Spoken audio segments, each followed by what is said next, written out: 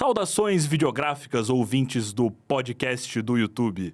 Eu sou Antônio Viana, gerente de parcerias no YouTube Brasil, e tenho a honra de apresentar o último episódio da segunda temporada do nosso podcast. Apresentando o programa, caso você esteja nos ouvindo aí pela primeira vez, o YouTube é a plataforma de vídeo mais utilizada no Brasil, segundo uma pesquisa da Kantar, e tem sido revolucionária na forma de consumo e produção de podcasts do Brasil. Diante disso, nada mais justo do que a gente ter o nosso próprio podcast, que está chegando aqui ao final da nossa segunda temporada, com um convidado muito especial, que é um pioneiro na internet brasileira, produz conteúdo aqui no Brasil há quase 15 anos e aceitou o nosso convite gentilmente para participar dessa edição do podcast. Seja muito bem-vindo, Cauê Moura. Muito obrigado, muito feliz, me sentindo o Neo chegando ali na Matrix. Olha só, eu sou no YouTube, rapaziada. Incrível. Exatamente. Cara, muito obrigado por ter vindo de Jundiaí para a gente fazer essa conversa aqui em São Paulo hoje. É uma honra te receber. Enfim, eu e Cauê trabalhamos juntos aí desde 2020, certo, Tem um Cauê? bom tempo, eu sei que tem um bom tempo. Enfim, já vivemos grandes eventos aí Sim. dessa indústria vital. É verdade. Juntos, né, na plataforma, e vai ser muito legal, enfim, te receber para essa conversa aqui hoje, para falar um pouco da história do seu canal, da sua carreira no YouTube, dos projetos que você já fez, que você tem em andamento, seu canal principal, dessa Letra Show, enfim, vários lugares onde o pessoal pode te encontrar por aí.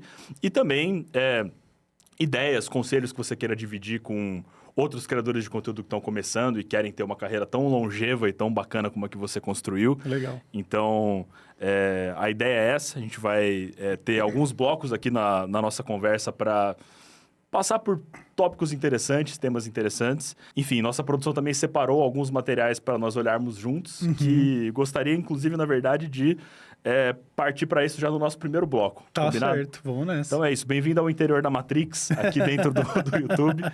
E com isso a gente vai para o nosso primeiro bloco do programa, que é o YouTube Sem Filtro. Certo. Então, pedir para você me mandar ali, para a sua produção também entrou em contato com a gente para ajudar algumas dessas informações, prints do seu YouTube, tanto do seu Certo. histórico quanto do Analytics. Enfim, vamos ver o que aparece nessas surpresas. Vamos nessa. Maravilhoso. Tomara que não tenha nada muito vergonhoso, né? Ah, meu histórico. Perfeito. Perfeito. Assistindo um videozinho do Eloy Casagrande tocando bateria, né? Tem sido um grande hobby meu tocar bateria, então tô sempre consumindo esses conteúdos. Games, pra variar, um pouquinho de Counter-Strike, um pouquinho do meu novo hiperfoco, que é Trackmania, um joguinho de corrida que eu tenho assistido e jogado. Podcast também. Eu também uso o YouTube majoritariamente como plataforma de consumir podcast. Então, aqui, um podcast do Rick Rubin sobre música com o André 3000. E basquete. Cara, que isso aqui é basicamente um resumo da minha vida online, dos meus hobbies. Sabe, tem bateria, tem basquete, tem videogame, tem música. É isso. Fechou. Cara, é fascinante. Eu acho que eu tinha dado uma olhada antes também e percebi um pouco dessa variedade, né? Uhum. E eu acho interessante, primeiro, observar que é tudo na mesma plataforma, né? Então, Sim, tem sim. ali diferentes aspectos da sua personalidade que você assiste Sim. em vídeo no mesmo lugar. O primeiro vídeo me pegou muito também. Eu te vi num palco uma vez, você não estava tocando bateria, você estava cantando. Certo. Foi num show do Lucas Inutilismo, Sim. em 2020, no começo do ano, antes da pandemia. Lembro. Acho que você cantou alguma música do System, talvez. Eu cantei System of a Down com o Lucas nesse ano, sim. Pô, sim. muito bom. E aí eu Sim. lembro que a gente tinha conversado sobre isso também, sobre seu interesse por música, por bateria e várias coisas. Sim. E o Sepultura tá terminando agora, né? A turnê de despedida aqui no Brasil. Depois Sim. vão pra fora, né? E ao mesmo tempo que o Eloy Casagrande tá lá representando o Brasil. Pois todo mundo muito ansioso pra ver ele vindo pra cá agora com o Slipknot, né? Muito legal. Tive no show do Sepultura nesse fim de semana que passou Eu também. agora. Pô, cara, maravilhoso. Olha não lá, tínhamos conversado legal, sobre isso. Legal, pois é. Eu estive lá no segundo dia. Foram 3 shows seguidos, né, em São Paulo. Eu estive no segundo dia, no sábado. Perfeito, eu fui no domingo. Perfeito. É bom que, enfim, nossas vozes estão preservadas, né? Exatamente. A ponto de a gente conseguir Foi um gravar podcasts na semana seguinte, né? E nenhum de nós se quebrou muito nos mosh pits. Mas muito legal, cara. E ali o segundo vídeo, né? Que é um vídeo de CS, você tinha comentado? Esse aqui, no caso, é de Trackmania, que é um joguinho de corrida. Mas a gente também tem o CS aqui. O grande canal do Gaules aí Sim, também, fazendo exatamente. lives no Assistindo YouTube. Gaules.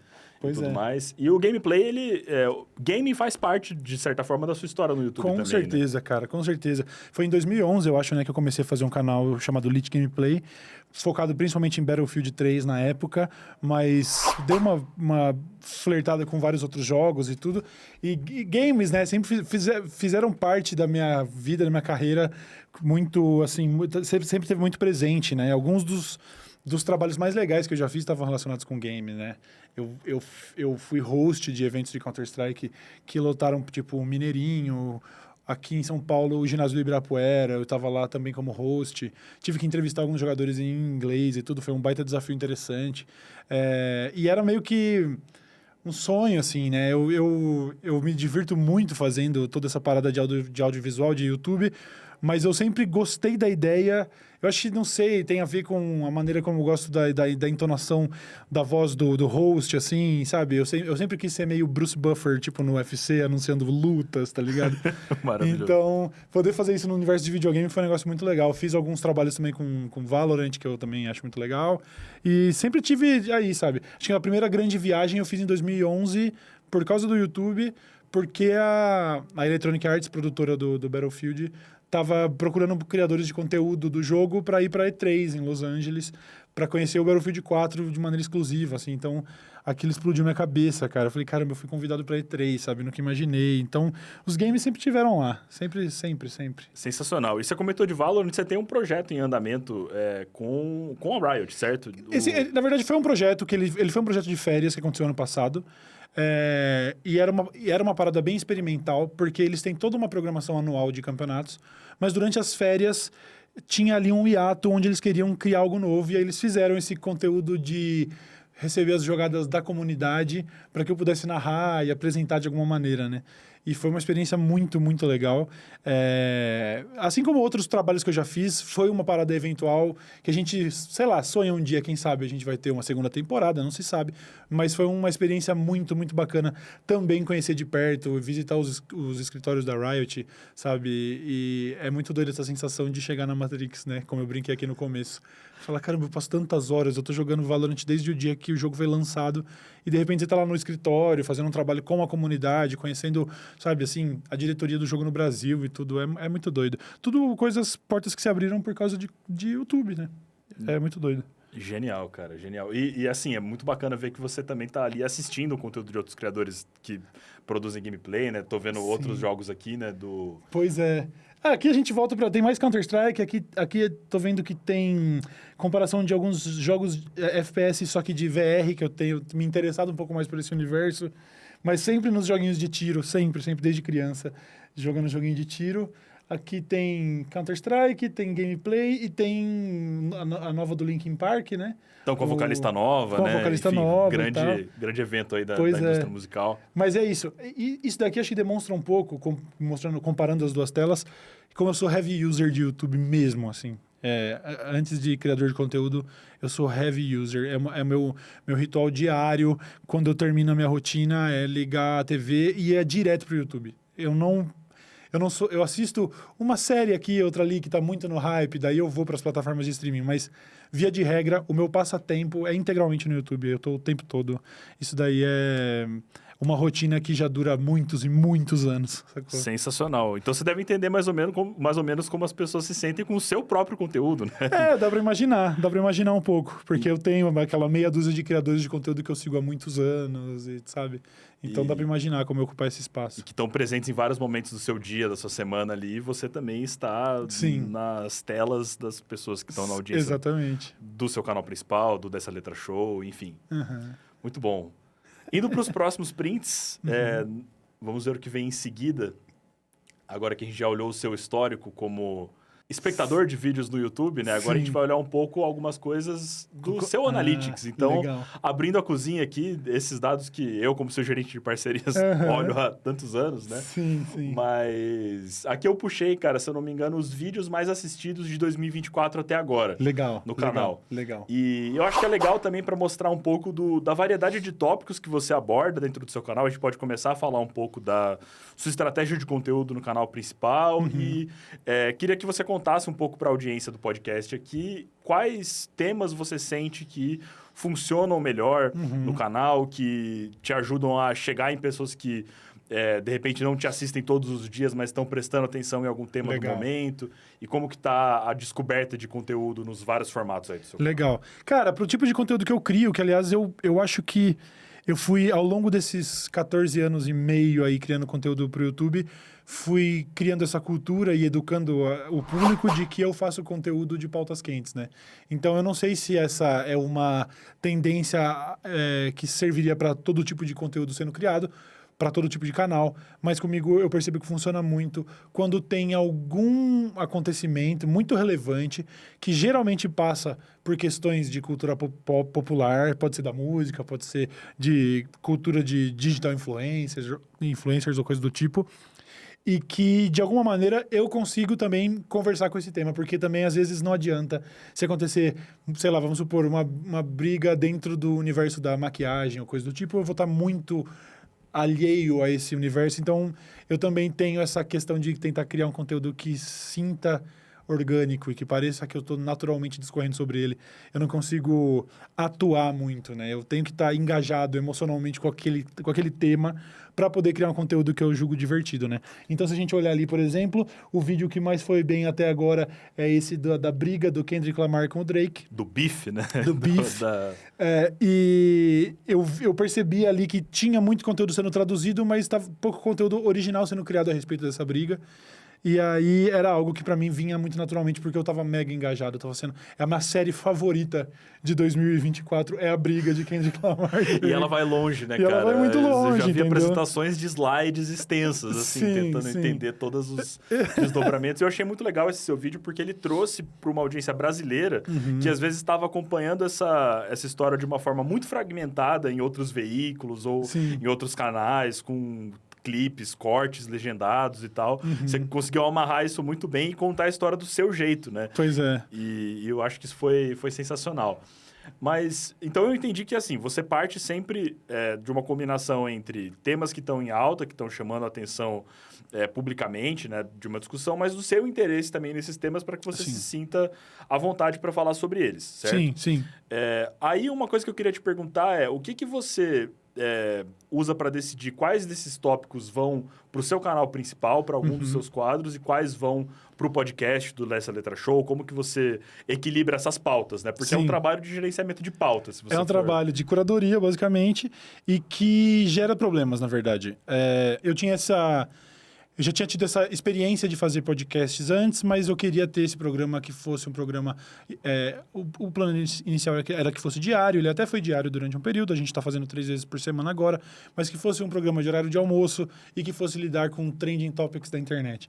Mas era um dilema desde o começo sobre como isso poderia predar algumas pautas que poderiam ir para o canal principal. Então, isso é um trabalho de curadoria que eu faço com o Buba. Isso é uma parada, 50-50 praticamente. Só se a gente tiver alguma discordância muito pontual, talvez eu tenha que bater o martelo final ali, mas a gente raramente tem discordâncias. Então, é uma parada decidida por mim e pelo Buba e que a gente aponta e vê... Não, isso aqui, vamos falar no podcast. De repente é algo que eu já estou pensando no tipo de piada que dá para se fazer. De repente foi algo muito trágico e eu acho que não vai ser de muito bom gosto fazer um vídeo do tom do meu canal principal, que é uma parada cheia de escrachos e de comédia e tudo. Então a gente fala, tá, isso aqui tá mais pertinente falar num tom um pouco mais sério. A gente também não trata nada com muita seriedade no podcast, mas é onde cabe melhor talvez um assunto que esteja um pouco mais pesado, mais denso.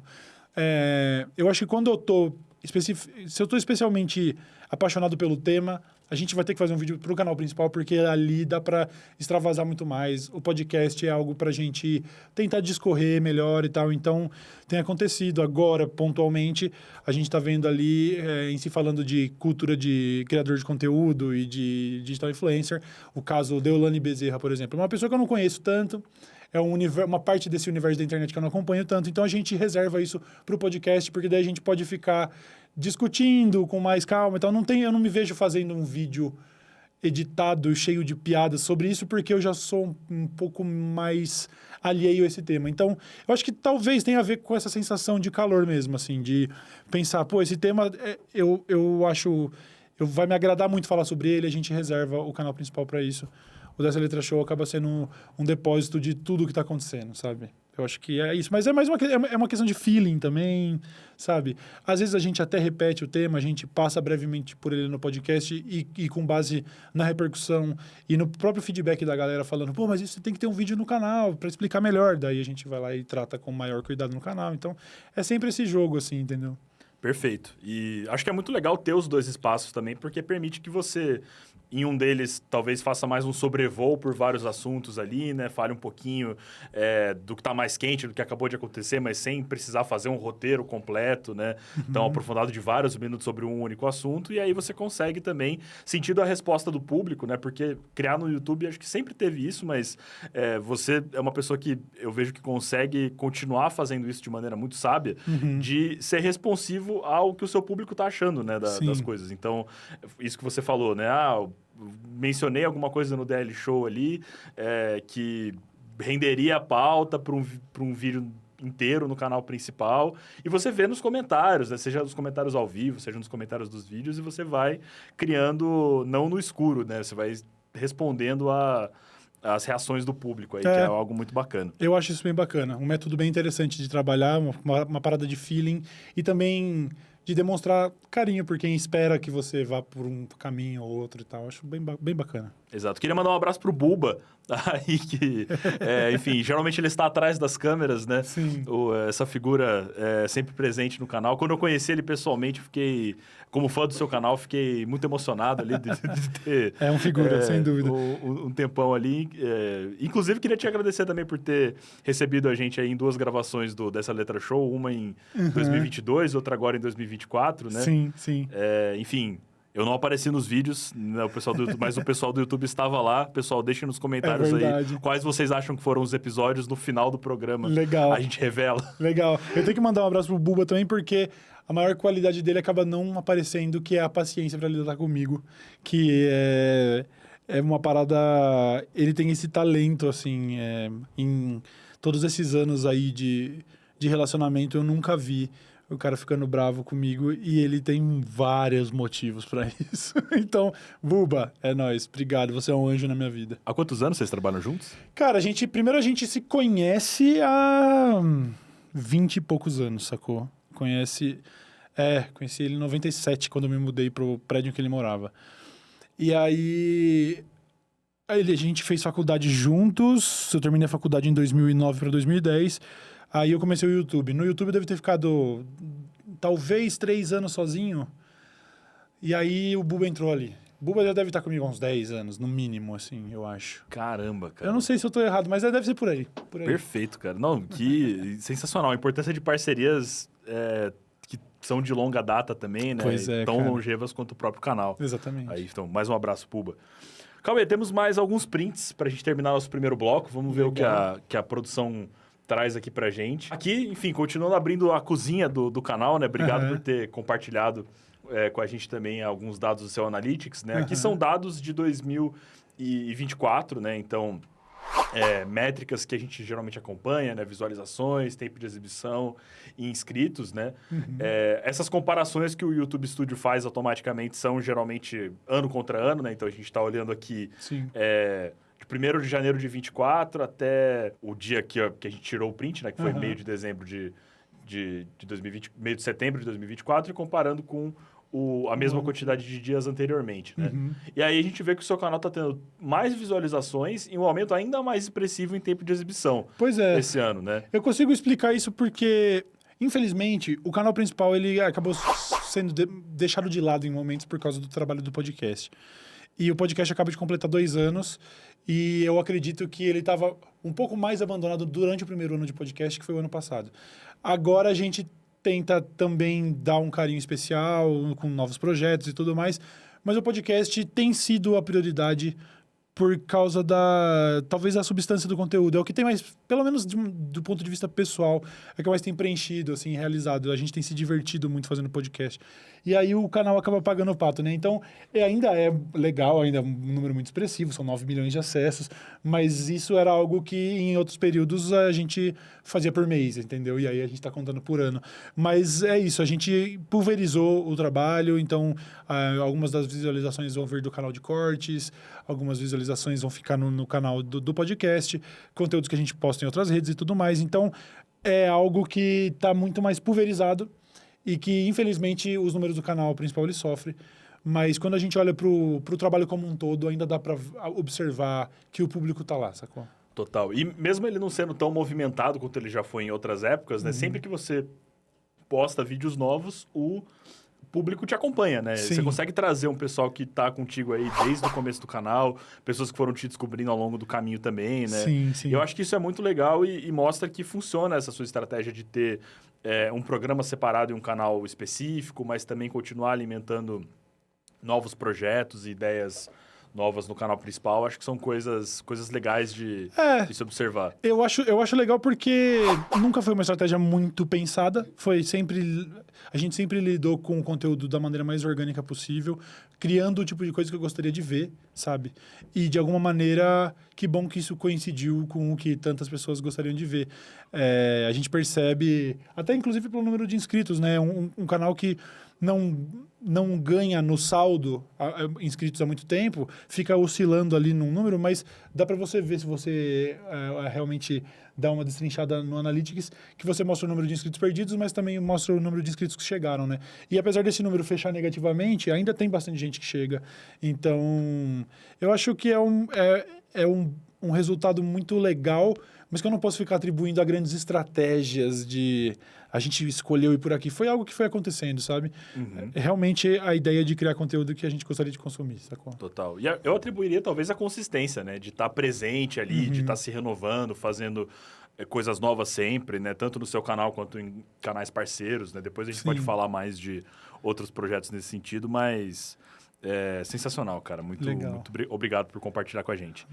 E, bom, no próximo print, você comentou do DL Show, a gente trouxe alguns dados específicos da audiência do podcast, né? Do Analytics e tal. E ele tem algumas coisas que eu acho muito interessantes de ver num programa de 2 anos, né? Que, então, são dados do Dessa Letra Show.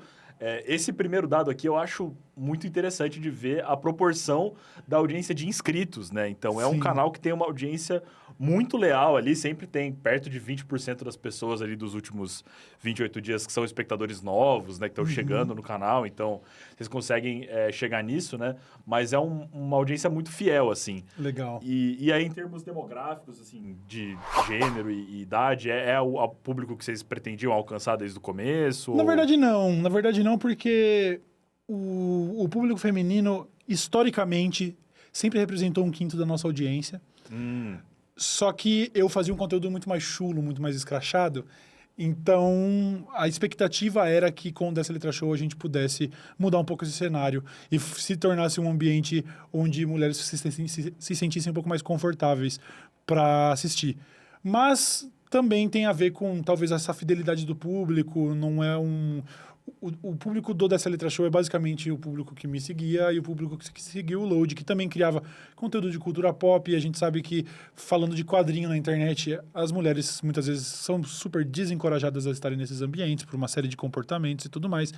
Então, eu esperava que o Dessa Letra Show pudesse promover essa transformação de público, mas sempre há tempo para isso, entendeu? A gente tem, inclusive, que olhar para esses números e refletir na quantidade de convidadas mulheres que a gente não tem chamado na mesma proporção que homens e tudo mais.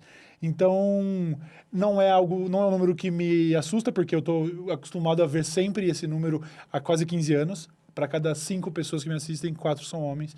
Isso se manteve dentro dessa Letra Show. A gente espera conseguir mudar esse cenário um dia. Boa, e acho que você comentou já caminhos, né, que são estratégias interessantes para isso, como trazer mais convidadas para o podcast, né, que é uma preocupação que vocês têm desde o começo do projeto, lembro das primeiras reuniões ali sobre o Dessa Letra Show, mas que é um trabalho contínuo, né, que vai trazendo a audiência dessas convidadas e, enfim, abrindo mais espaço ali dentro também. Eu já fiz uma série de trabalhos publicitários onde as agências, os clientes falavam que me queriam ali porque era um produto para homens. Então, sempre tive essa parada de... Acho que eles mesmos analisam os números e falam, não, ele é um cara que conversa muito bem com homens.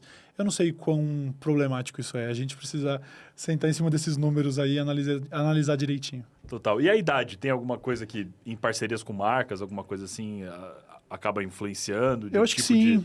De produto que vocês vão anunciar e tudo mais? Sim, porque é muito interessante ver que, inclusive, 1 em cada 4 pessoas que assistem nosso canal tem mais de 35 anos de idade, né? Isso é interessante. Isso daí, eu sabia que era um número relevante de pessoas mais velhas, mas eu não sabia que era tanto. Mas é notório, assim, que nós fazemos um conteúdo basicamente para adultos, né? Nós não temos adolescentes assistindo o nosso conteúdo. Eu sei que muitas vezes, né, o adolescente de 17 vai falar que tem 18 para fugir de uma restrição aqui e ali. A gente sabe como vocês são. Mas eu percebo isso no dia a dia, sabe? Todo mundo que me para já é um trabalhador cansado, uma galera mais velha, sacou? Então, isso é muito legal mesmo, porque, sei lá, eu já criei tanto conteúdo que poderia ter sido acompanhado só por gente mais nova, né? Falando de games, por exemplo, e tudo mais. E... Tô sempre me questionando a respeito da minha maturidade, porque a gente está sempre fazendo piada com muita coisa, então a gente não sabe se está sendo inadequado, se isso está sendo, de alguma maneira, infantil. Mas, no fim das contas, dá para perceber que o público adulto está com a gente, né? Então, ou é um bando de crianção, ou a gente está conseguindo falar com adultos. Total, mas eu acho que você tem uma experiência interessante também de crescer junto com o seu público, né? Que é algo muito legal. E também cria oportunidades ali de expandir um pouco aquela visão do próprio anunciante, né? De que a internet é um lugar onde exclusivamente existem adolescentes e pessoas mais novas, né? E, na verdade, acho que o YouTube mostra isso muito bem, desde o que a gente viu ali no seu histórico no começo, né? Que tem conteúdo para todo mundo, né? E para todo tipo de faixa etária e tudo mais. Pois então, é. E eu fico super ok com a ideia de a gente não ter um público adolescente.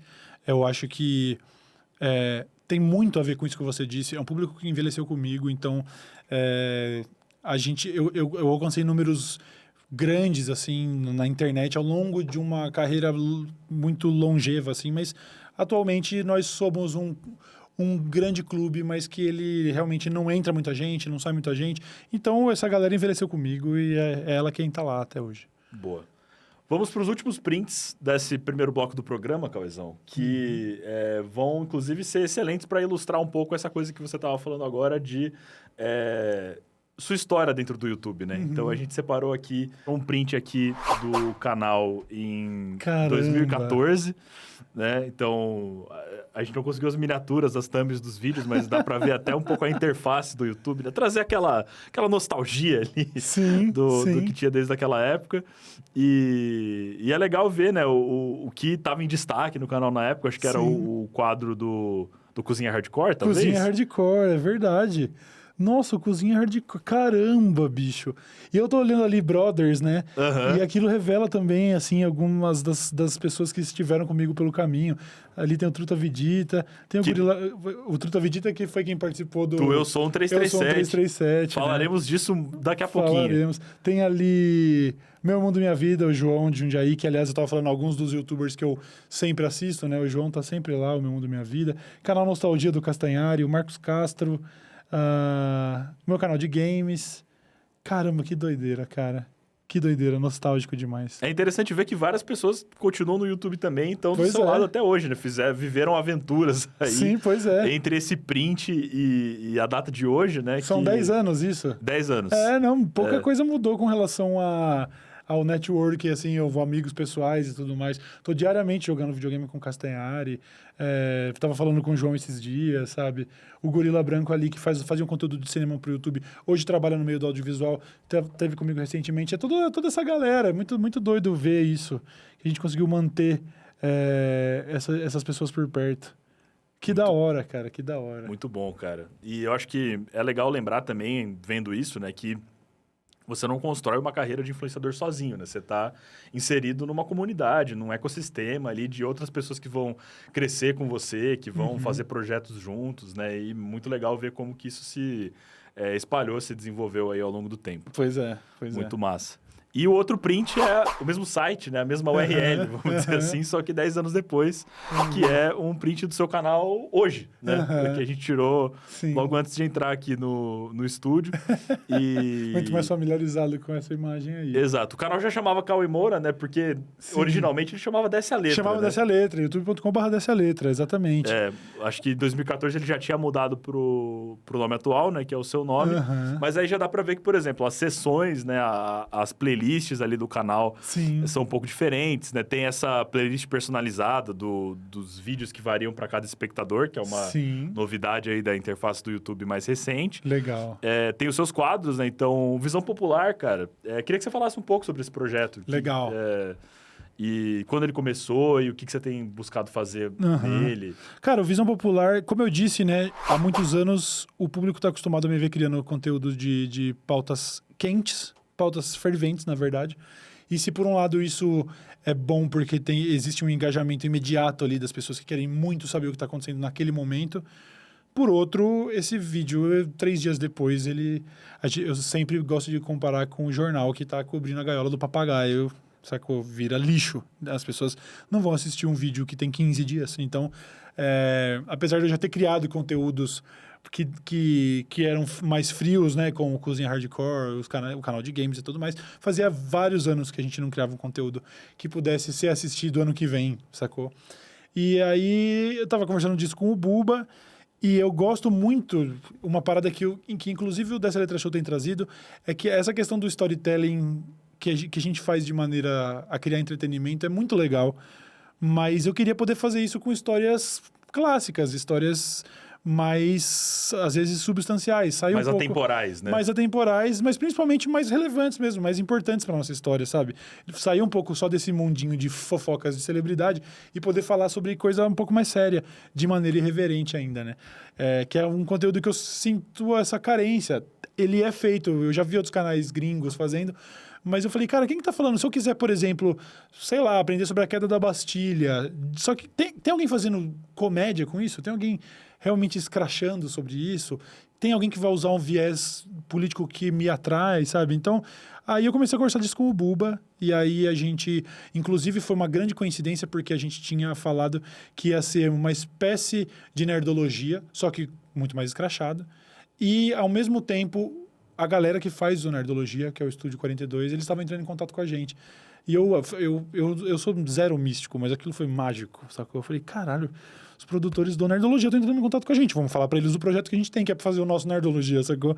E aí a gente acabou fechando essa parceria e começou a criar esse conteúdo que a gente já tinha que administrar uma expectativa, porque sabia que criando um conteúdo que não é viral, não tem potencial viral, né? Ele não é quente.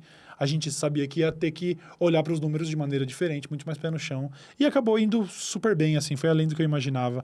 É um conteúdo que está muito mais trabalho, para no final ele ter uma fração das visualizações de um vídeo com potencial de ser mais viral. Mas pelo menos a gente está criando agora um portfólio de conteúdo atemporal, entendeu? E isso está sendo uma realização, cara, está sendo muito legal. Quer dizer, pelo menos da nossa parte. Da parte do Estúdio 42, eu sei que eles estão frustrados com as nossas... a gente perdendo prazo para entregar material e o Buba segurando a bronca, mas eu quero deixar claro para a galera do Estúdio 42 que a culpa é toda minha. Mas eu vou entregar em breve. Aí, em breve a gente retoma a produtividade, mas tem sido muito bacana. Aí, negociações ao vivaço. Mas, pô, eu sou apaixonado pelo quadro também, acho que ele tem... ele trouxe uma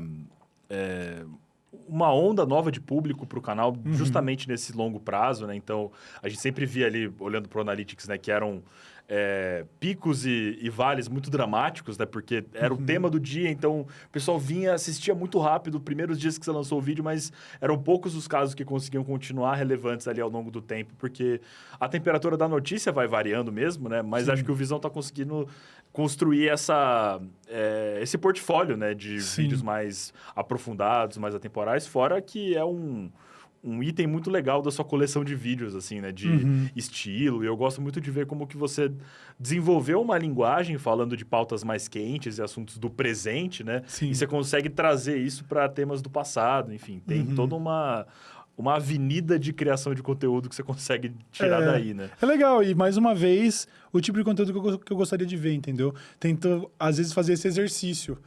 pra pensar, tá, eu não sou o público dos meus vídeos, naturalmente, eu acho que seria meio doideira isso. Eu gosto de chegar em casa e assistir, porque quem edita é o Buba, quem sobe é o Buba. Eu vou lá, eu libero, e eu assisto pela primeira vez junto com todo mundo que assiste, entendeu? Então eu assisto e tudo, e aí eu tento fazer esse exercício. Qual que será que poderia ser o próximo passo? O que será que eu poderia falar agora, né? E o Visão Popular tem sido esse desafio, principalmente porque a curadoria de pautas também é toda feita por mim. Então, às vezes a galera tá pedindo temas, mas falta aquela coisa que desperta um calor, sabe? Então, pode ser a gente nunca tá focado muito no, mas isso aqui vai bombar, hein? Não é o vai bombar, sabe? Tem que clicar. É olhar um tema e falar, cara, vamos falar disso. E tem funcionado. É, aquela coisa de um tema te achar, né? E você ficaria uma madrugada lendo PDFs e escrevendo roteiros ali sobre ele. Exatamente. Né? Muito bom, cara, muito bom. Cauezão, vamos para o segundo bloco do programa agora, que é assistir alguns dos seus vídeos aqui nos telões da firma, né, do podcast. Então, nossa produção separou 4 vídeos aqui do seu canal. Você sabe que... Desculpa te interromper, mas eu já tratei na terapia essa questão de ter uma dificuldade de assistir vídeo antigo meu. Não, mas fica tranquilo, a gente vai fazer algo muito light aqui. Tá bom, são pequenos trechos, ninguém vai fazer react. Mas, cara, aqui vou até pedir pra audiência tentar adivinhar nos comentários, né? A gente tem o vídeo mais visto, o menos visto, o mais recente e o mais antigo do canal. Legal. Então tentem adivinhar qual é qual ali, mandem os links nos comentários. Mas, cara, tem um vídeo aqui que eu fico pessoalmente emocionado de ver e de estar conversando com você na frente, que é o patrimônio da internet brasileira, né? Eu sou um 337. Sim. Ele é um vídeo que tem mais de 10 anos, né? Ele é de 2011. Ele é de 2011, tá indo 13 anos, né, praticamente. Sim. E é o vídeo público ali mais antigo do canal. Sim. Enfim, cara, eu acho que eu já te contei isso, né? Mas tocava essas músicas no violão com os meus amigos na escola. Se bobear, sei trechos da letra até hoje. Depois a gente faz o teste.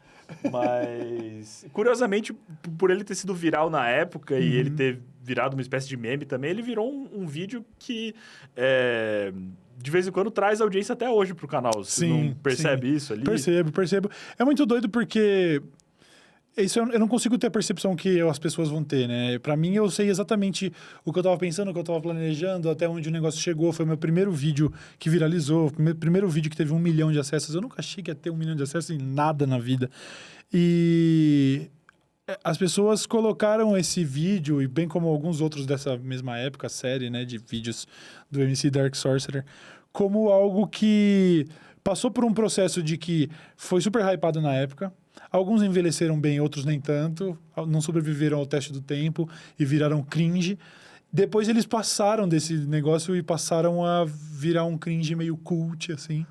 E eles têm um carinho especial na cabeça das pessoas, que é muito doido pra mim, porque pra mim foi uma experimentação 100% despretensiosa, sabe? Foi totalmente inspirado por um youtuber da época, o John Lajoie, canadense, e que fazia uma série chamada Everyday Normal Guy, que era um rapper com toda a marra de rapper, mas a vida dele era um tédio, né? Então ele falava sobre, sei lá, pagar boleto e trabalhar e tudo mais.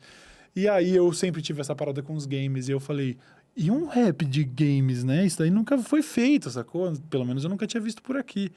E aí eu fiz, mas fiz assim, nível de produção tosquíssimo, assim, sabe? Se não me engano, o cinegrafista disso, o Bulbasauro, foi talvez a primeira vez que ele participou de alguma coisa comigo.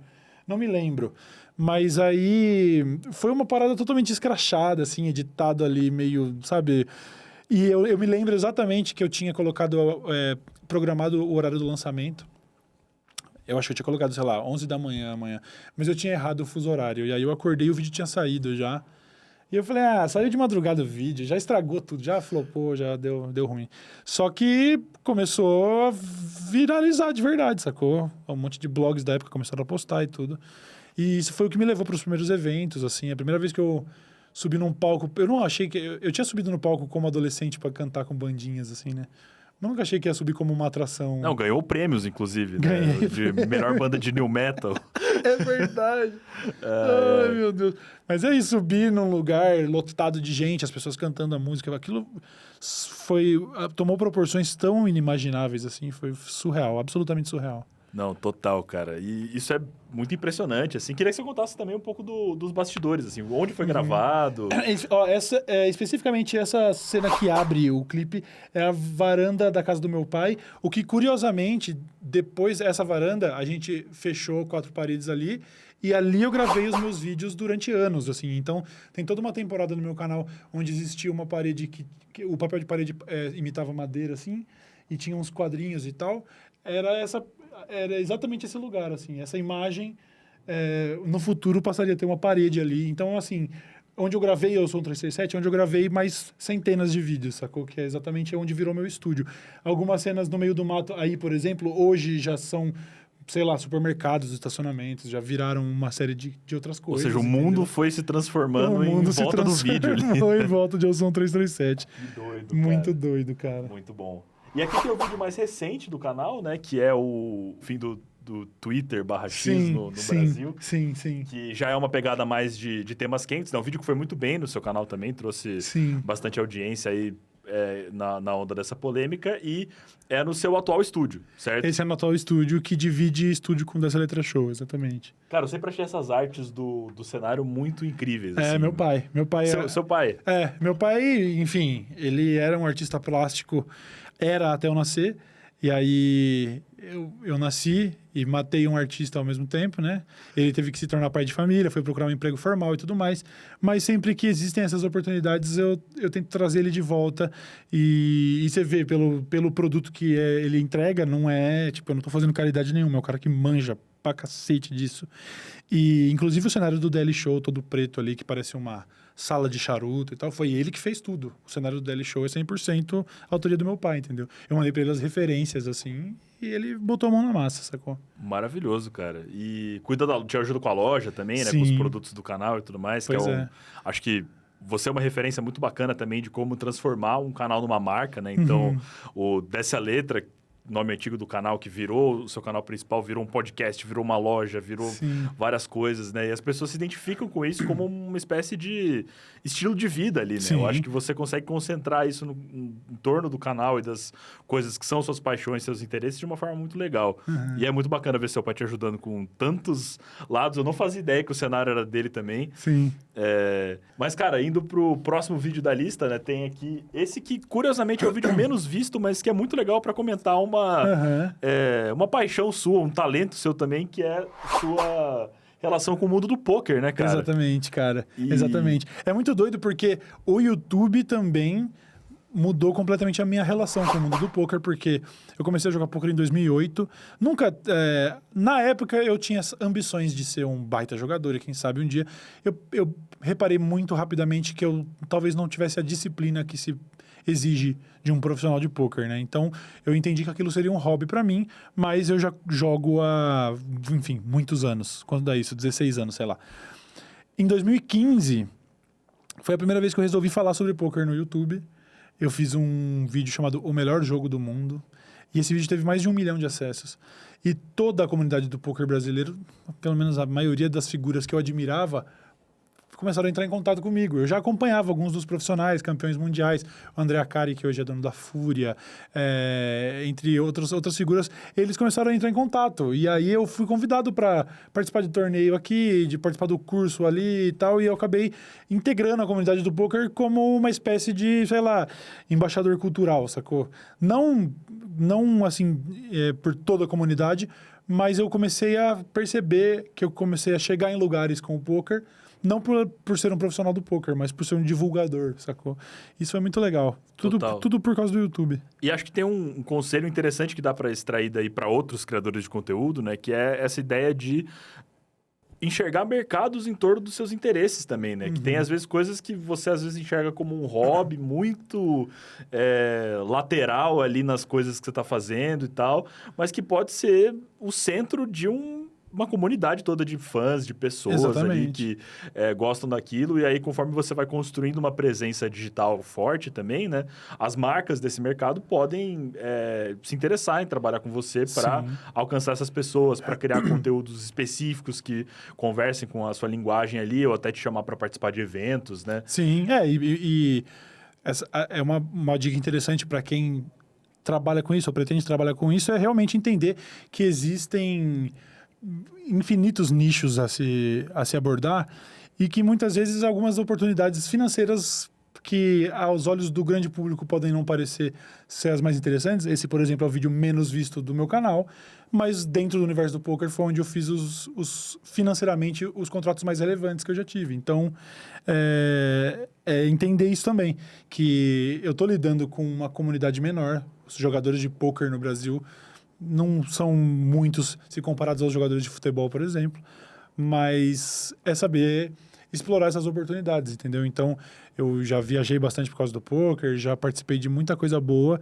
e talvez eu tenha me afastado um pouco depois que eu comecei a tratar de política de maneira um pouco mais radical, então eu sabia que algumas portas iriam se fechar, faz parte das nossas escolhas de carreira, mas foi uma caminhada muito boa, assim, com esse grande hobby, assim, essa grande paixão que é o poker. Irado. E indo agora pro vídeo mais visto, né? A gente tem um clássico aí dos fãs de Cauê Moura, que é o Lapada com o Cossielo, né, cara? Que período incrível da minha vida esse daí. Não, e todos os episódios do Lapada estão entre os vídeos mais vistos. Você pega o top 10 ali do canal, tem vários da temporada clássica lá. Sim. Como que surgiu a ideia desse quadro? Enfim, era um pedido do público? Foi uma ideia sua? Cara, eu não me lembro exatamente como surgiu. Eu sei que eu consumia conteúdo desse tipo quando eu era adolescente. Eu cresci assistindo Jackass, sabe? Cresci assistindo o começo lá do Pânico na TV, que tinha essa parada de ser engraçado sem roteiro, só porque é absurdo, escracho, bebida, palavrão, porrada. Essa coisa... Eu lembro... Eu não me lembro como eu concebi a ideia do Lapada, mas eu me lembro da ideia de falar, vamos criar um conteúdo que seja tosco, vamos criar um conteúdo tosco, sabe? Vamos receber amigos aqui. Aliás, eu lembro que uma das motivações para criar o Lapada era o de criar conteúdos colaborativos, porque eu sempre tive boas amizades pelo YouTube e eu nunca fazia vídeo com ninguém, sacou? Então, surgiu daí a ideia de vamos fazer uma coisa escrachada, vamos fazer um negócio engraçado. Eu acho que eu tenho essa aptidão para conversar com pessoas, vamos misturar isso com algum tipo de game que gere castigos e tudo mais, né? E acabou que virou o que virou também. Tudo o que eu fiz no YouTube, a gente faz torcendo para dar certo, mas não tem noção de até onde ele vai, né? Esse vídeo com o Júlio deve ter... Tem mais de 10 milhões de acessos esse vídeo. Tem. E é doido, porque o Júlio, inclusive, quando ele ganhou o diamante dele lá de 20 milhões de inscritos... Acho que 10 milhões, 10 milhões de inscritos. O de 10 milhões de inscritos, ele podia escolher uma frase para gravar atrás do diamante, né? E ele escolheu uma frase do Lapada. Sério? Você lembra qual era? Sim, é que é um momento icônico. Porque o Júlio, ele ficou famoso porque ele tinha essa relação também com a bebida e tal. E aí ele começa a brincar que...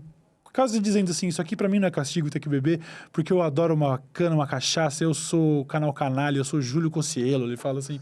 E ele colocou essas aspas, eu sou o canal Canalha, eu sou Júlio Cossielo, alguma coisa desse tipo, que é um highlight, assim, que cortes desse trecho, assim, também viralizaram pra caramba.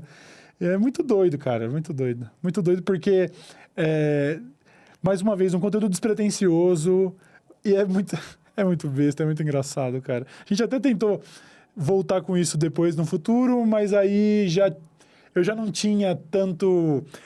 Parece que eu tenho muitas amarras que a idade trouxeram, assim, não sei se de ego, de responsabilidade, um monte de coisa que já me impedia de fazer um conteúdo tão insano quanto esse foi um dia, entendeu? Mas é muito legal ver momentos super espontâneos de um vídeo assim estarem eternizados num vídeo de 10 milhões de visualizações, numa placa de 10 milhões de inscritos, né? E outros lugares tão interessantes quanto, né? E outra coisa, como você falou, é um quadro de convidados, né? Então, você recebeu outras pessoas no Lapada também. Sim. Quem já participou, que você lembra, tanto na primeira quanto na segunda temporada? Eu lembro, o Igão participou bem antes, muito antes do Podpah Sonhar existir. Nós tivemos episódios com os Irmãos Piologo, que foi um episódio caótico. Tivemos episódio com o pessoal dos Insanos de Jundiaí, foi muito legal. Cara, teve muito episódio, eu não vou me lembrar de todo mundo. Fiz com o Cid também, o Cid Cidoso. Acho que o Rafinha Bastos esteve aí também, muito antes da gente pensar em fazer o Ilha de Barbados. Se não me engano. Teve o Ninja aí, que tem um momento que também viralizou, porque alguém mostra, acho que é uma bebida russa, e o Ninja começa a falar russo, e ninguém sabia que o Ninja falava russo. Mas era russo de verdade, assim? Eu acho que era porque um cara que trabalhava na produção, na época a gente estava inclusive usando o YouTube Space de São Paulo para gravar esses vídeos. E aí tinha um cara que trabalhava lá, o Wally, que ele é casado com uma russa. E quando alguém falou de russo, alguém lembrou e falou, ele é casado com uma russa. E o Ninja fala uma frase em russo e o Wally responde em russo. Então eles estavam de fato conversando em russo. E aquilo foi surreal, foi um momento surreal da minha vida. Falei, quê? O Ninja bebendo e falando russo, sabe? Enfim, o Lapada trouxe esses momentos aí. Cara, sensacional. Cauê, muito obrigado por assistir esses vídeos com a gente. Foi terapêutico pra você? Foi leve? Foi legal? Foi legal. Eu geralmente, quando eu olho pra minha careca, eu sinto falta do cabelo, mas agora olhando esse rabinho samurai ali... foi bem terapêutico, porque já não faz falta nenhuma, pra falar a verdade.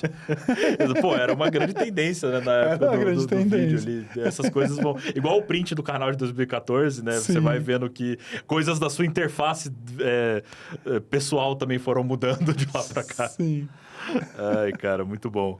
Cauêzão, vou nos guiar para o próximo bloco do programa, que são perguntas sobre a plataforma em si. Você, que é um titã do YouTube brasileiro, um cara que viu muita coisa acontecer nesses quase 15 anos criando conteúdo no YouTube.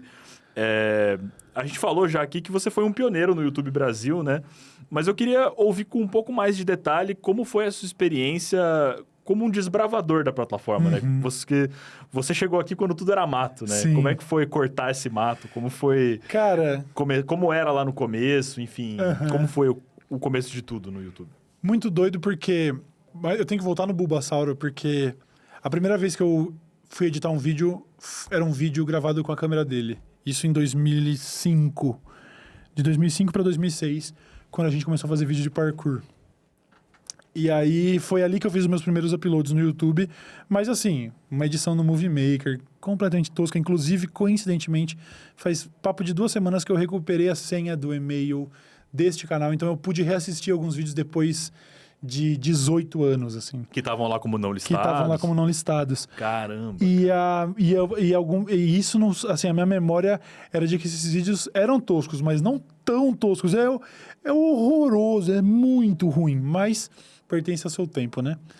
E então, eu já tinha alguma familiaridade com o funcionamento da plataforma, assim, de como fazer um upload de um vídeo, Na época, ainda, a gente não podia fazer thumbnails customizadas, porque existia, acho que alguns pré-requisitos que você tinha que ter e tal, mas eu já estava começando a ter isso com esse canal de parkour e tudo mais. E aí, eu fui para profissão de publicidade, que me desiludiu um pouco, porque eu fui fazer publicidade com o sonho de fazer filme publicitário. E na prática eu estava fazendo cardápio de restaurante, então eu virei um designer gráfico, caí muito mais para essa questão só de diagramação e tudo. E eu estava muito longe da ideia de trabalhar com roteiro, de trabalhar com edição, com direção e tudo mais, né? Que tem muito a ver com o que você faz hoje em dia como criador de conteúdo, né? Sim, pois é. Então a vida foi te mostrando outros caminhos ali. De certas formas, a vida mostrou outros caminhos. Mas aí... uma grande referência para mim, eu tinha visto essa ideia do formato de vlogs em alguns lugares pelo mundo, mas quando o PC Siqueira começou, aquilo clicou de alguma maneira. Eu falei, cara, eu posso fazer isso também, pô. Eu tenho certeza que eu consigo mandar bem nisso, tenho certeza. E aí eu fiz o meu primeiro vídeo, acho que menos de 30 dias depois dele ter começado, assim. Março de 2010 eu subi meu primeiro vídeo. E quando eu comecei a ver os primeiros feedbacks, assim, eu consigo me lembrar até quem foi a primeira pessoa fora do meu círculo social que comentou num vídeo, sabe? Porque daí você já sabe que sem sombra de dúvidas, é orgânico, né? Porque quando um amigo seu comenta, ele ainda pode estar só fazendo uma média, né? Fortalecendo a cena. Só fortalecendo a cena. Mas aí eu me lembro de começar a ver uns feedbacks assim e falar, será que tem alguma coisa aqui? E daí foi o segundo, terceiro, quarto, quinto vídeo. Eu tinha... acho que 20 vídeos, eu tinha esse print. E eu já falei isso em várias entrevistas e eu provavelmente estou distorcendo os números porque eu já não lembro mais. Mas assim, eu devia ter mais de 20 vídeos online e eu tinha tipo 100 inscritos, assim, sabe? E no meio desses eram amigos ainda. Então, eu estava fazendo porque eu estava gostando da ideia de fazer. Não foi algo que viralizou de cara, nem que estava indo para nenhum lugar. Eu só estava fazendo. 100 inscritos você já consegue personalizar uma URL no YouTube. Já. Olha aí. Eu me lembro exatamente da sensação... porque eu estava muito frustrado profissionalmente E quando eu percebi que aquilo poderia virar algo, eu me considero uma pessoa... Eu não sei se dono de uma criatividade muito boa sempre, mas eu sou muito criativo. Isso é indiscutível, pelo menos do ponto de vista do tanto que eu preciso criar coisas. Podem ser coisas toscas, mas é algo que sempre me inquietou desde criança, sabe? Quando eu era criança, o moleque do prédio falava, vamos brincar de comandos em ação. Eu falava, não, eu tô brincando sozinho, eu tô criando minha história aqui, eu não quero... Se eu dividir com você, eu não posso criar. Eu preciso criar, entendeu? Então, o meu presente favorito de criança era ganhar um bloco de folha sulfite, sabe? Porque, puta, mais lugar pra eu desenhar. Eu fiz curso de desenho durante um período. E sempre quis criar, precisava gastar isso. Era uma espécie de hiperatividade criativa, sabe? E aí, quando eu vi que estava se consolidando a ideia de ter um canal no YouTube, aí abriu um universo, assim. Eu falei, caralho, eu posso fazer qualquer coisa. A sensação era muito libertadora, muito libertadora. Eu falei, nossa, eu posso fazer qualquer coisa. E aí, a plataforma encorajava isso, porque ela tinha um sistema meio gamificado de estrelinhas ali no começo, né? Hoje em dia, você tem lá a quantidade de likes. Houve um período em que haviam likes e dislikes. Houve um período em que o vídeo você voltava de 1 a 5 estrelas. E aquilo era muito louco, sabe? Porque... Apareceu no seu print de 2014 ali, tinha as estrelinhas lá. Não, mas ali no print de 2014, eu colocava na assinatura do vídeo umas estrelinhas, meio que pra separar... Acho que ali é da descrição do vídeo. O sistema de estrelas, acho que é mais antigo. Deve ser de 2010 mesmo. Deve ter acabado ali por 11, 12, não sei. Mas então essas pequenas gamificações, você entrar depois, mais tarde e falar, nossa, ontem tinha 14 comentários, hoje tem 23, aquilo era mágico, sabe? Não era sobre dinheiro, era sobre um outro tipo de recompensa que a plataforma estava simplesmente funcionando para um criador de conteúdo, sabe? Que não sabia para onde dava para ir. Era totalmente mato. Sacou? Uhum. Quando eu vi o PC fazendo, eu fui fazer porque eu falei, cara, isso é uma ideia muito boa. Daí a isso virar uma profissão, era um universo de distância. Eu não fazia a menor ideia de como eu ia transformar isso em R$1, sacou? E aí foi o sistema de monetização do YouTube, que na época que a gente começou, ainda nem tinha vindo pro Brasil. E aí a gente ouviu de que isso ia começar a monetizar vídeos. A gente falou, imagina ganhar dinheiro com isso, ia ser surreal, né? Porque é um hobby, imagina ser pago para fazer um hobby. E aí a coisa continuou rodando, entendeu? É muito louco porque a gente passou por vários momentos, assim, da própria plataforma, assim. Existia um período em que o botão de inscrever-se ficava na esquerda superior do vídeo, assim. Então, pra gente espelhado, a gente apontava aqui pra cima e falava assim, inscreve aqui, porque a gente apontava exatamente pra lá, pro botão de inscreva-se aqui em cima, e as estrelinhas aqui embaixo. A gente teve épocas em que a gente supunha, a gente nunca entendeu exatamente como o algoritmo funcionava, mas a gente via por tentativa e erro, né, de, pô, adicione esse vídeo aos seus favoritos, porque aí quanto mais favoritos, não sei o quê. Os sistemas de homepage do YouTube que variavam muito. No começo existia um layout em que você tinha um grande destaque, assim, e aí 3 destaques um pouco menores ali, e depois uma lista de destaques embaixo. Então, aparecer ali, né, que seria basicamente o trending número 1, assim, era uma parada. Então, eu salvava prints porque isso acontecia com frequência, né? Teve vários momentos em que o meu vídeo estava lá no trend número 1 do Brasil. Eu sei que era uma concorrência muito menor e tudo mais, mas tudo isso encorajava muito a criar mais conteúdo, né? A gente estava criando conteúdo de maneira prolixa, assim, e muito por causa dessas recompensas que não eram sobre dinheiro, era sobre ter o seu trabalho reconhecido, sabe? Eu me lembro que em 2011, acho que foi 2011, o maior brasileiro da plataforma era o Mr. Guitar Man. O Joey, né? Joe Penna, que nem mora no Brasil, mas ele é brasileiro, fazia isso. E aí o YouTube tinha esse sistema de mostrar lá, até usava medalhinhas, assim, e apareceu lá, Cauê, esse vídeo hoje é número 1 do Brasil. Eu ficava feliz, mas teve um momento em que algum vídeo meu foi número 1 do mundo, porque o Brasil já era, sei lá, segundo, terceiro mercado de consumidor. E então, tava rolando um engajamento absurdo nesse começo. E aí, do nada, o Joe Penna me mandou uma DM, falando, ô, parabéns, cara, você viu que seu vídeo tá em número 1 lá. E eu, meu Deus, o Mr. Guitarman tá falando comigo. Então, tudo isso acontecia porque a plataforma promovia esse tipo de interação, esse tipo de recompensa, sabe? Era muito legal. Maravilhoso, cara. E você acompanhou várias dessas evoluções ali de formas de interação dentro da plataforma, né? E formatos que foram surgindo desde então. Cortando do passado para o presente, assim, hoje você é um cara que também continua criando e acompanhando essas evoluções de formatos, né? Eu vejo isso porque você cria tanto em vídeos horizontais, que é o que você faz desde o começo, mas você também abraçou Sim. live, né? Com muita força, principalmente no Dessa Letra Show e shorts, né? E como que você equilibra os 3 formatos? O que você faz em cada um deles hoje em dia? A gente tá com um projetinho para criar conteúdo original para os shorts que está sendo trabalhado ali. A gente está prestes a começar a fazer isso, porque o Dessa Letra Show já é uma espécie de, sei lá, um jornal com entretenimento, né? Então a gente quer começar a criar um conteúdo de shorts que seja basicamente o resumo do dia, fim do dia hoje, e aí solta ali o conteúdinho de 30 segundos, narração rápida e tudo mais. Hoje a gente usa os YouTube Shorts como basicamente trechos que possam ser pertinentes, muito mais como um sistema de trailer do conteúdo principal, né? A gente ainda não começou a enxergar, a gente enxerga, mas ainda não começou a produzir para os shorts como uma ferramenta standalone, assim, como algo por si só. A gente usa como um sistema de trailer, né? Eu, como consumidor, eu já entendi o potencial dos shorts, porque ele já me capturou por horas e horas. Exato, você tá ali no Sugeridos, né? Passa, fala, nossa, vou ver o pessoal construindo uma casa no Sudeste Asiático. Por que deu este problema com o tênis Nike de 96? Eu preciso saber, né? Então você tá lá. Mas pra gente, o uso de shorts até o momento tem sido muito mais de teaser de conteúdo. A gente vai passar agora, muito em breve, talvez até quando estiver no ar, já, esse papo aqui já esteja rolando, o de criação de conteúdo original para shorts, porque a gente entende que existe esse grande potencial. E as lives, é isso aí, né? As lives, os primeiros experimentos que eu fiz com live foram no meu canal principal. Eu fiz uma live beneficente que... na verdade, foram 2 lives beneficentes que nós fizemos no meu canal principal. Uma delas onde eu fiz uma tatuagem do Casimiro, porque ele apareceu na live, doou uma grana, e aí eu fiquei devendo isso. Eu falei, eu não acredito. Eu não lembro qual era o valor.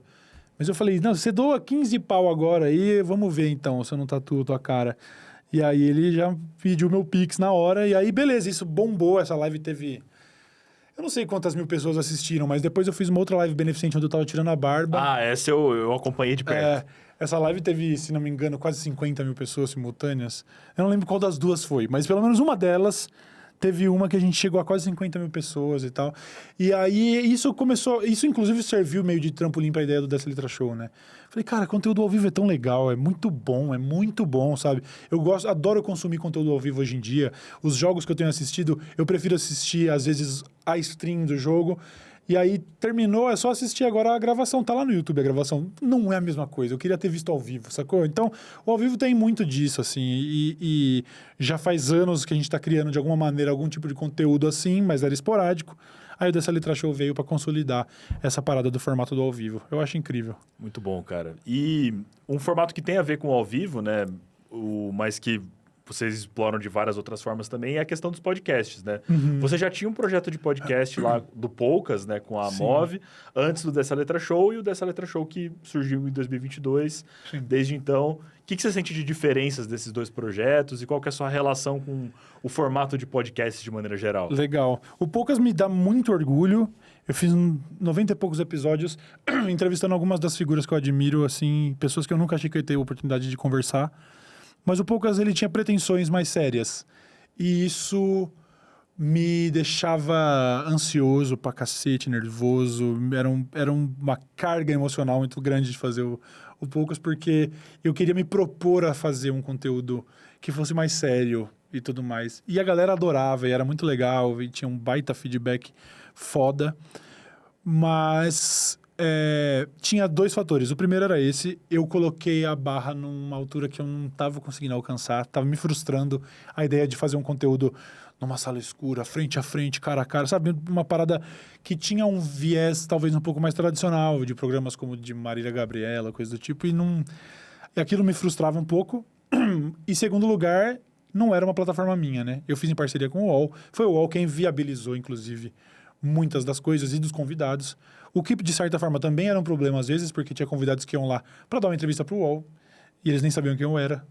Então, e nem precisariam saber, mas dentro da proposta que eu tinha de conseguir tirar mais do que uma entrevista, né, e tirar alguma coisa, algum viés um pouco mais íntimo, um pouco mais descontraído, ninguém vai descontrair com quem não conhece. Então, aquilo também me frustrava um pouco às vezes, sabe? Teve artistas que foram lá que davam respostas de assessoria, assim. E eu falava, cara, não é essa a ideia. Eu tava me frustrando com a ideia do programa não ser meu. e de que o UOL era... Ao mesmo tempo que viabilizava, ele me dificultava nessa questão e tudo, então eu acabei abandonando o projeto. Me frustra a ideia. Eu sempre falo, foram 90 e poucos episódios, porque me frustra a ideia de eu não ter completado 100. Quase lá, chegou muito perto. Quase lá. E aí foi um hiato de longo período, enquanto eu e o Buba, a gente martelava. O que a gente vai fazer? A gente precisa voltar para essa parada de fazer ao vivo e tudo mais. E aí a ideia do Dessa Letra Show nasceu, entendeu? E hoje, cara, Dessa Letra Show é minha pantufa, meu pijama, meu edredom, assim, eu não consigo acreditar que eu consegui criar algo tão confortável para mim, sabe? Tipo, a gente tá fazendo exatamente da maneira como a gente imaginou e é um conteúdo de conforto que eu espero que as pessoas se sintam confortáveis quando assistem e tal. Então, o Dessa Letra Show foi a conclusão do curso, assim, sacou? Sensacional. E é maravilhoso ver que um negócio tão bacana surgiu de você não ter desistido do formato de podcasts.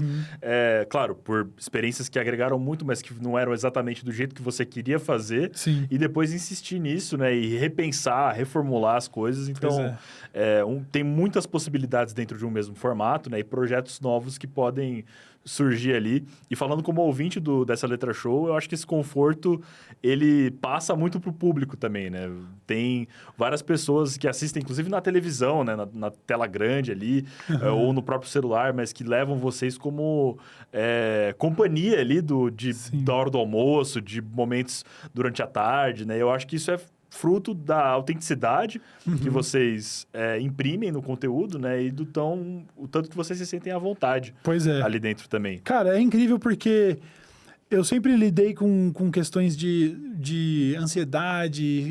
A internet como um todo me trouxe para lugares, às vezes, meio sinistros na cabeça e tal. E isso atrapalhava a minha produtividade. O Dessa Letra Show, ele é inabalável nesse sentido. Eu nunca estou cansado demais para fazer o Daily Show. Nunca estou ansioso demais para fazer o Daily Show. Ele é um lugar seguro, confortável, sacou? É muito, muito legal. Muitas vezes, por isso, o canal principal acaba pagando esse pato, entendeu? As pessoas falam, pô, você fica só focando nesse podcast e não faz vídeo. Não, eu não estaria fazendo nada.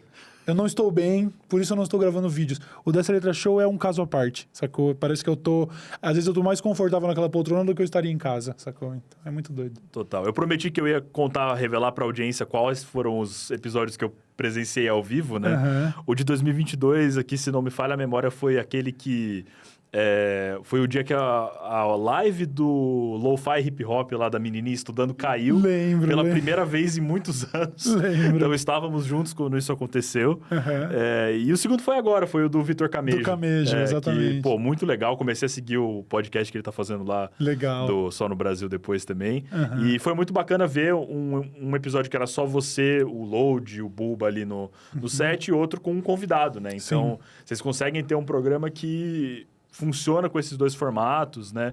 E os convidados também são super bem recebidos, né? Gostam de estar ali conversando. Vários deles estão entre os programas mais assistidos da história do Daily Show, né? Sim. Mas, Cauê, o Daily Show, ele herdou o nome antigo do canal principal, né? Sim. De onde veio esse nome?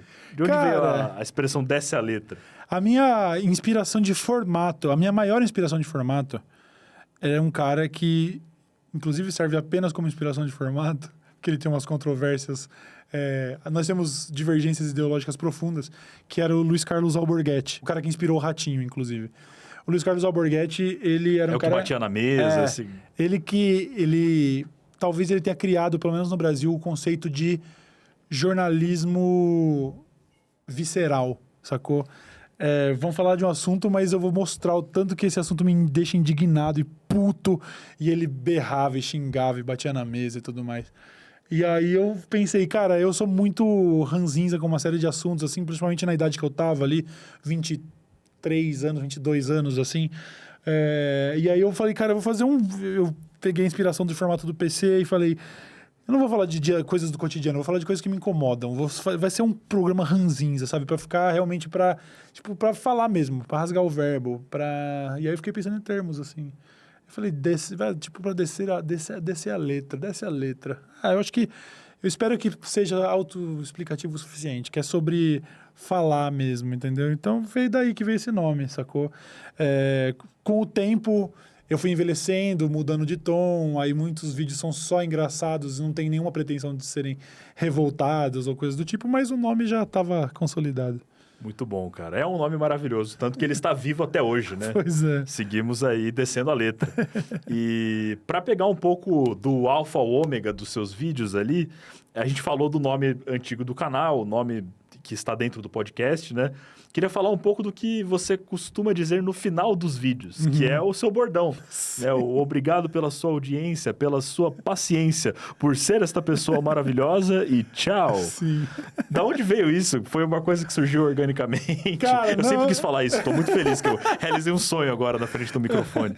Não é orgânico. Inclusive, quando... Teve um período, quando eu estava começando a usar esse bordão para terminar os vídeos, eu também tinha um bordão para começar os vídeos, que durou muito pouco, que era... Eu começava falando, olá, meu nome é Cauê Moura, e aí eu ia direto pro tema. Olá, meu nome é Cauê Moura, e eu esperava fazer isso pegar, porque eu estava totalmente inspirado no Jackass. O Jackass fazia uma parada em que você tinha um apresentador principal, que era o Johnny Knoxville, e aí... Todo o programa, ele pedia para outra pessoa se apresentar falando... Oi, eu sou o Johnny Knoxville e esse é o Jackass. Mas não era o Johnny Knoxville. E o meu objetivo era esse. Eu queria fazer um bordão para depois chamar convidados da internet. Então, sempre que eu conseguia um vídeo de um famoso, falar assim, começa falando, olá, meu nome é Cauê Moura, esse é dessa letra e tal. Porque eu tinha essa brincadeira. E aí, esse bordão eu acabei abandonando. Eu não sei exatamente... Eu sei que começou mais ou menos nessa mesma época, que eu brincava com a ideia de ter um bordão para começar e um para encerrar. Eu não sei exatamente como eu cheguei nessa frase, assim. Mas é muito honesta. Talvez por isso eu tenha insistido. Porque eu acho um pouco brega a ideia de ter bordão.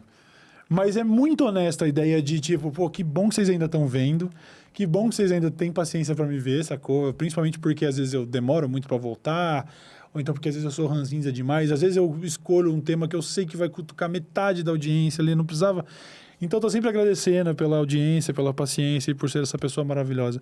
Eu não sei exatamente como começou, não. Mas é muito legal. Uma gratidão genuína, é uma gratidão muito genuína. É incrível ver que ele tá aí até hoje. E eu adoro também vendo nos vídeos ali que ele termina o vídeo num clima muito leve, assim, né? Muito legal. Às vezes mesmo sendo um tema mais pesado, como você falou, né? Ou coisas ali que foram uma descida de letra mais forte, sim. Você consegue terminar o programa com esse toque muito legal, que dá um abraço na audiência, agradece por eles terem ficado ali até o final, né? Melhora a retenção do vídeo também, que é muito bom. Legal. E, enfim, muito massa. Cauêzão, já que falamos do seu bordão, queria nos guiar para a última parte do programa, que é um bate-bola, jogo rápido. Legal, aqui. legal. Pequenas perguntas, responda com o que vier fresco na cabeça. Tá bom. Primeiro, uma inspiração na plataforma. 2, pode? Pode. O John LaJoie pra tomar coragem pra sair na rua. Esse é o cara do Everyday Normal Guy. E o Felipe DeFranco pra ter criado o conteúdos de pautas quentes. O Giro de Quinta é basicamente o que o Felipe DeFranco faz com... Eu esqueci o nome do programa dele, mas... Enfim, esse cara com certeza me influenciou a falar de notícia no YouTube. Perfeito. E um conteúdo que você gostaria de fazer, mas ainda não fez? Legal. Eu gostaria de fazer gastronomia de verdade. O Cozinha Hardcore foi uma brincadeira. O Food Stadium, que foi outro projeto que eu tive em parceria com o Bruno Salomão. O Bruno Salomão era o chefe e a gente falava com uma temática de esportes americanos e tal, futebol americano, depois basquete. Eu consigo enxergar na minha velhice, eu gostaria de ser o Anthony Bourdain. É o meu sonho. Eu gostaria de viajar o mundo e conhecer culturas por meio da gastronomia local, entendeu? Então, esse conteúdo... Eu já fiz piloto, inclusive, de coisa parecida. Nunca foi muito pra frente, não era a hora. Mas eu ainda quero. Eu sou um apaixonado por gastronomia, baixa gastronomia. E eu quero criar esse tipo de conteúdo um dia. Sensacional. Uma combinação de cartas no poker. Pô, cara, qualquer pessoa que escolher algo diferente do par de ás... é muito amadora. Mas não tem problema ter superstição. E a minha mão favorita do poker é 9 e 10 do mesmo naipe. Pra mim tá ótimo. Maravilhoso. Um esporte olímpico. Basquetebol. Eu estive lá nas Olimpíadas e eu fui lá só pra ver um jogo de basquete e voltar. Foi a maior extravagância da minha vida. Não sabia dessa informação, cara. E foi bom o jogo? Foi baita jogo, né? Foi a final dos Estados Unidos? Não. Eu nem fiquei até a final porque eu sabia que os ingressos estariam custando um carro, sacou? Mas eu tinha conseguido as passagens e o ingresso para assistir os Estados Unidos e Porto Rico, que era, se não me engano, o último jogo da fase de grupos ali ainda, que dava para pegar, porque eu tô aí assistindo o basquete já também não faz muito tempo, faz acho que uns 12 anos aí que eu tô assistindo basquete ano após ano, e essa reunião do Dream Team americano lá era a realização de um sonho. Ver de perto LeBron James, Stephen Curry e companhia foi surreal. Daria pra gente transformar isso aqui num podcast de basquete, se a gente tivesse mais umas 2 horas. Tranquilamente. Muito bom, cara. E por último, Cauezão, 2 perguntas em uma. O que te motivou a começar a criar vídeos pro YouTube e o que te mantém motivado a continuar criando até hoje? Legal. O que me motivou a criar conteúdo pro YouTube é esse conceito que eu gosto muito na internet, de que nós estamos consumindo conteúdos e que quase como, sei lá, num rolê coletivo, assim, a gente tá numa festa, num jantar, você tem que levar um pratinho de comida, sabe? Traz um kit churras. Você tá consumindo conteúdo feito por criadores, pô, que legal você criar também, né? Sempre foi algo que me motivou. E o que me motiva ainda hoje é a ideia de ter construído algo substancial, assim. A ideia de que eu vivo o meu sonho. Ele é frustrante às vezes, é cansativo, eu já recebi meia dúzia de processos aí pelo caminho, eu fiquei careca por causa da internet e tudo mais, mas dentro de todas as possibilidades, tipo uma vibe meio Doutor Estranho, todos os caminhos que eu poderia ter tomado, cara, fazer o que eu faço hoje é viver um sonho. Então, isso acho que é o que mais me motiva, é saber que se eu pudesse me olhar de fora, eu com certeza ia gostar do que eu faço, sabe? Isso é legal pra caramba. Sem palavras, não tem nem o que dizer. Acho que esse é o melhor encerramento possível e imaginável para a segunda temporada desse podcast. Cauezão, que papo maravilhoso, cara. Da hora, cara. Você ter aceitado conversar com a gente aqui sobre a história do seu canal foi, enfim, zerar o Pokémon Red e cancelar a evolução. Para lembrar a letra do Eu Sou o 337. Citou mesmo, muito Mas, bom. meu querido, muito obrigado. É uma honra te acompanhar como seu gerente de parcerias e ajudar a sua história a, enfim, continuar alcançando cada vez mais pessoas na plataforma. Você é uma luz pra gente aqui no YouTube e muito obrigado por tudo. Eu que agradeço. Bom demais, cara. Valeu, firma. Tamo juntão. Valeu, pessoal. Esperamos vocês na 3ª temporada. Posso pedir para você terminar com o seu bordão? Claro. Por favor, olha para a câmera, então. Muito obrigado pela sua audiência, pela sua paciência, por ser esta pessoa maravilhosa e tchau.